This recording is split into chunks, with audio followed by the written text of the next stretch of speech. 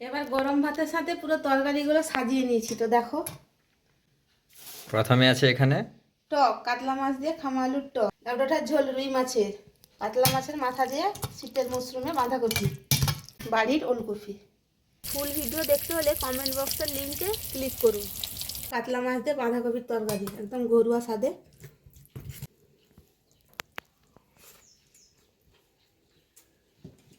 একদম ঘরোয়া পদ্ধতিতে ফাটাফাটি শাক।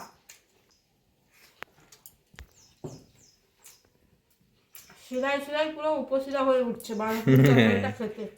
গরম ভাতে বাঁধাকপির তরকারিটা খেতে একদম ঘরোয়া স্বাদের কথা মনে পড়ে গেল, একদম ঘরোয়া স্বাদ।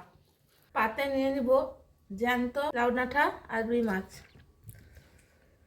কচি লাউ ডাঁটা সঙ্গে ফ্রেশ রুই মাছ। তো চলো, কিরম টেস্ট।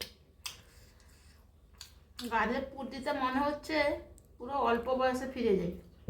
লাউ ডাঁটাটা খেতে মনটা পুরো ছুঁয়ে গেল, একদম ঘরোয়া পদ্ধতিতে ঘরোয়া স্বাদ একদম। এইরকম ঘরোয়া পদ্ধতিতে রান্না কান্না খেতে ভালো লাগে। এবার নিয়ে নেব খামা আলু দিয়ে কাতলা মাছের টক।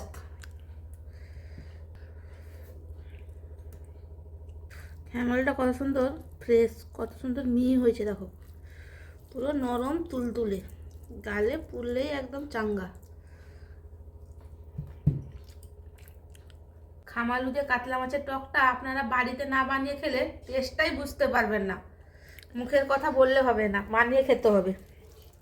এরকম নিত্য নতুন রান্নার ভিডিও দেখতে হলে আমাদের চ্যানেলটিকে সাবস্ক্রাইব, লাইক, শেয়ার এবং কমেন্ট করে জানাবে আমাদের ভিডিওটা কেমন লাগলো। তো চলো।